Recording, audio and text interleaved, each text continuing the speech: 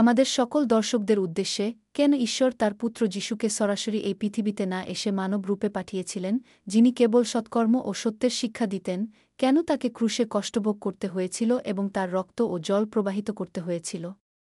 আসুন আধ্যাত্মিক তাৎপর্য অনুসন্ধান করি।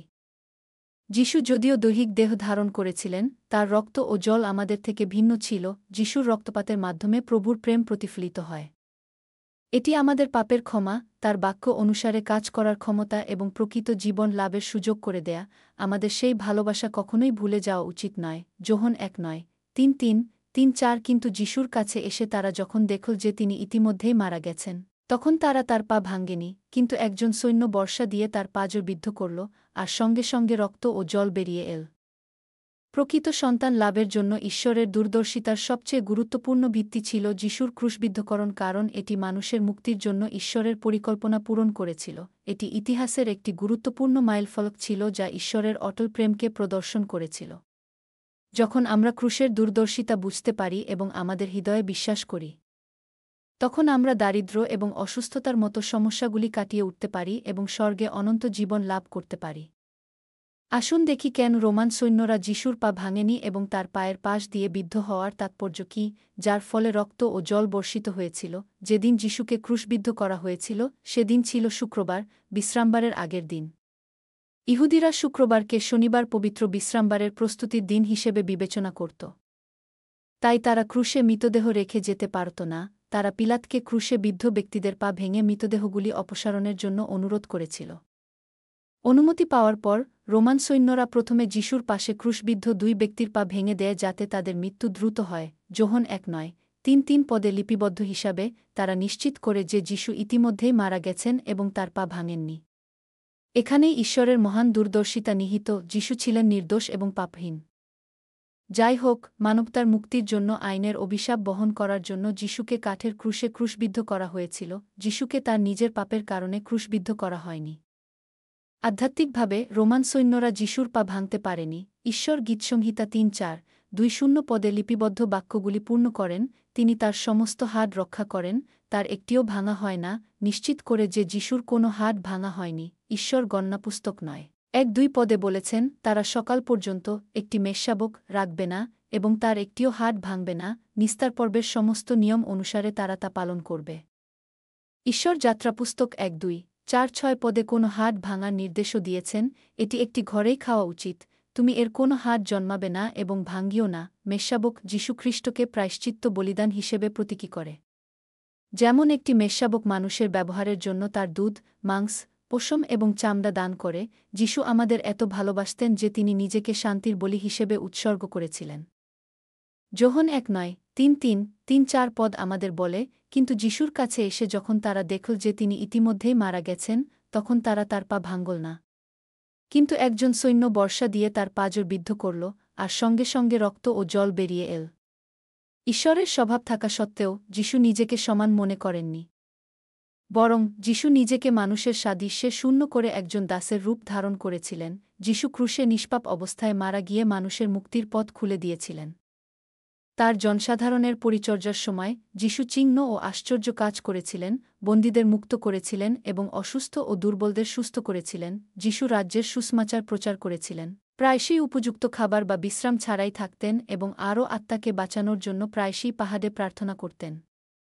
শুধুমাত্র ভালো কাজ করা সত্ত্বেও যিশু ইহুদিদের কাছ থেকে অবিরাম তাড়না, উপহাস এবং অবজ্ঞার সম্মুখীন হয়েছিলেন, যা শেষ পর্যন্ত তার ক্রুশবিদ্ধকরণের দিকে পরিচালিত করেছিল। একজন রোমান সৈনিক যিশুর মৃত্যু নিশ্চিত করার পরেও তার পাশ দিয়ে বর্শা দিয়ে বিদ্ধ করেছিলেন। এটি মানবজাতির মধ্যে নিষ্ঠুরতা এবং দুষ্টতাকে স্পষ্টভাবে তুলে ধরে। প্রেমের ঈশ্বর ইতিমধ্যেই মানবজাতির দুষ্টতা সম্পর্কে সচেতন ছিলেন, তবুও ঈশ্বর যীশু খ্রিস্টকে এই পৃথিবীতে পাঠিয়েছিলেন এবং আমাদের পাপের প্রায়শ্চিত্তের জন্য ক্রুশে তার রক্ত ঝরিয়েছিলেন। প্রেমের একটি শক্তিশালী প্রদর্শন। রোমানস 5:8 পদে এই কথাটি প্রতিফলিত হয়েছে, কিন্তু ঈশ্বর আমাদের প্রতি তার নিজের প্রেম প্রদর্শন করেন, কারণ আমরা যখন পাপী ছিলাম, তখনও খ্রিস্ট আমাদের জন্য মৃত্যুবরণ করেছিলেন। যিশুর পাশ বিদ্ধ হওয়ার পর রক্ত এবং জল প্রবাহিত হওয়া সকলের কাছে ঈশ্বরের ইচ্ছার তিনটি গুরুত্বপূর্ণ তথ্য নির্দেশ করে। প্রথমত, এটি প্রমাণ যে যিশু মানব রূপে পৃথিবীতে এসেছিলেন। যোহন 1:1 পদে লেখা আছে, বাক্য ঈশ্বর ছিলেন, এবং যোহন 1:1 1:4 পদে লেখা আছে, এবং বাক্য মাংসে পরিণত হলেন এবং আমাদের মধ্যে বাস করলেন। এর অর্থ হল ঈশ্বর মানুষের রূপে পৃথিবীতে এসেছিলেন। ইনি ছিলেন যিশু। ঈশ্বর মানবজাতির সামনে নিজেকে প্রকাশ করতে অক্ষম, কারণ পাপীরা ঈশ্বরকে সরাসরি দেখার পর ধ্বংস হয়ে যায়। তাই ঈশ্বরের পুত্র হিসেবে যিশু মানব রূপে সমস্ত মানবজাতির কাছে ঈশ্বরকে প্রকাশ করার জন্য এসেছিলেন। শাস্ত্র সাক্ষ্য দেয় যে যিশু আমাদের মানব প্রকৃতির অংশীদার ছিলেন। মার্ক 3:20 পদে লেখা আছে, এবং তিনি ঘরে ফিরে এলেন, এবং জনতা আবার এতটাই জড়ো হল যে তারা খাবারও খেতে পারল না। মথি 8:2-4 পদ আমাদের আরও বলে, আর দেখ, সমুদ্রে এক বিরাট ঝড় উঠল, যার ফলে নৌকা ঢেউয়ে ডুবে গেল, কিন্তু যিশু নিজে ঘুমিয়েছিলেন। কেউ কেউ ভাবছেন যে ঈশ্বরের পুত্র কিভাবে ক্ষুধা ও যন্ত্রণা অনুভব করতে পারেন, কিন্তু যিশুর একটি শারীরিক মানবদেহ ছিল, যা আমাদের মতোই মাংস ও হাড় দিয়ে তৈরি। প্রয়োজনের সময় যিশুকে খেতে এবং ঘুমাতে হতো। কখনো কখনো যিশু দুঃখ অনুভব করতেন, রক্ত ও জল প্রবাহিত করে। যিশু নিশ্চিত করেছিলেন যে তিনি ঈশ্বরের পুত্র হওয়া সত্ত্বেও মানুষের আকারে পৃথিবীতে নেমে এসেছেন। দ্বিতীয়ত, এটি দেখায় যে মানুষ যীশু খ্রিস্টের অনুকরণকারী হিসেবে ঐশ্বরিক প্রকৃতির অংশীদার হতে পারে। যেহেতু ঈশ্বর পবিত্র এবং নিখুঁত, তিনি চান যে তার সন্তানরাও পবিত্র এবং নিখুঁত হোক। এই কারণেই ঈশ্বর 1 পিতর 1:6 পদে বলেছেন, তোমরা পবিত্র হও, কারণ আমি পবিত্র, এবং মথি 5:4-8 পদে নির্দেশ দিয়েছেন, অতএব তোমরাও সিদ্ধ হও, যেমন তোমাদের স্বর্গীয় পিতা সিদ্ধ। 2 পিতর 1:4 পদ আমাদের আরও বলে, কারণ এই সকলের দ্বারা তিনি আমাদের কাছে তার মূল্যবান ও মহৎ প্রতিজ্ঞা দান করেছেন, যেন এই সকলের দ্বারা তোমরা ঐশ্বরিক প্রকৃতির অংশীদার হতে পারো, জগতে কামনার দ্বারা যে কলুষতা আছে তা থেকে মুক্তি পেয়ে। ঐশ্বরিক প্রকৃতির অংশীদার হওয়ার অর্থ কী? এর অর্থ হল পবিত্র ও নিখুঁত হওয়া। ঠিক যেমন ঈশ্বর পবিত্র ও নিখুঁত, ঠিক তেমনি হৃদয় থেকে সমস্ত ধরনের মন্দ ও পাপ দূর করে। মানবরূপে যিশু তার লক্ষ্য পূরণ করেছিলেন এবং মৃত্যু পর্যন্ত ঈশ্বরের ইচ্ছা সম্পূর্ণরূপে মেনে চলেছিলেন। যিশু কেবল সদাচরণ ও সত্যের সাথে কাজ করেছিলেন এবং শিক্ষা দিয়েছিলেন, ক্রুশে মৃত্যুবরণ করে প্রেমের সাথে আইন পূরণ করেছিলেন। মানবরূপে যিশু ছিলেন ঐশ্বরিক প্রকৃতির অংশীদারদের একজন নিখুঁত উদাহরণ।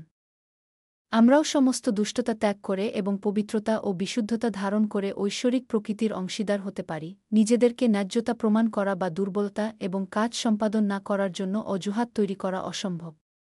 তৃতীয়ত, এটি প্রমাণ দেয় যে যিশুর রক্ত এবং জল সত্য এবং অনন্ত জীবনের দিকে পরিচালিত করে। কোনো আদি বা স্বপ্রতিশ্রুতিবদ্ধ পাপ ছাড়াই যিশুর দ্বারা পাতিত মূল্যবান রক্ত ছিল মেষশাবকের মতো নিষ্কলঙ্ক এবং নির্দোষ। আধ্যাত্মিকভাবে রক্ত এবং জল পুনরুত্থানের শক্তি ধারণ করেছিল।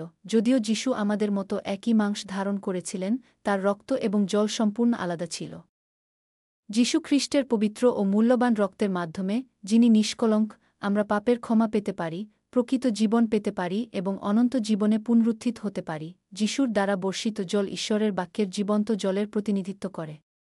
আমরা যখন ঈশ্বরের বাক্য শুনি এবং বুঝতে পারি, তখন আমরা আমাদের পাপ ঝরিয়ে ফেলতে পারি এবং আমাদের হৃদয় সত্যে পূর্ণ করতে পারি এবং ঈশ্বরের প্রকৃত সন্তান হতে পারি। রক্ত এবং জল উভয়ই ঢেলে দিয়ে যিশু আমাদের পাপের ক্ষমা এবং গোপন বাক্য অনুসারে কাজ করার মাধ্যমে প্রকৃত জীবন লাভের ক্ষমতা দিয়েছেন। পূর্বে মৃত্যুর জন্য নির্ধারিত, আমরা যিশুর বলিদানের মাধ্যমে অনন্ত জীবন লাভ করেছি। সেই আশ্চর্যজনক অনুগ্রহের প্রতিদান দেওয়ার জন্য আমাদের কি করতে হবে? আমাদের কখনই ক্রুশে প্রভুর প্রেম এবং ত্যাগ এবং আমাদের পিতা ঈশ্বরের প্রেম ভুলে যাওয়া উচিত নয়, যিনি তার একমাত্র পুত্রকে বিনা দ্বিধায় ক্রুশে দিয়েছিলেন। আমাদের অবশ্যই ঈশ্বরের বাক্য অনুসারে জীবনযাপন করতে হবে এবং ঐশ্বরিক প্রকৃতির অংশীদার হতে হবে। তোমার জন্য প্রার্থনা করতে দাও। স্বর্গীয় পিতা, তোমার মঙ্গলের জন্য আমরা তোমাকে ধন্যবাদ জানাই। তুমি যিশুকে এই পৃথিবীতে পাঠিয়েছ, সম্পূর্ণ মানব হিসেবে, আমাদের পাপ ক্ষমা করার জন্য এবং আমাদের স্বর্গে তোমার চিরন্তন সন্তান করার জন্য। যিশু আমাদের জন্য তার জল এবং রক্ত ঢেলে দিয়েছেন, সবকিছু দান করেছেন। আমরা, তোমার প্রিয় মানুষরা, সর্বদা এই অনুগ্রহ এবং ভালোবাসা মনে রাখি। খ্রিস্টের ত্যাগের অনুপ্রেরণার মাধ্যমে আমাদের সত্যে বাস করতে এবং বাধ্যতার জীবনযাপন করতে সাহায্য করো। আমরা আমাদের প্রভু যীশু খ্রিস্টের নামে এই প্রার্থনা করছি। আমিন।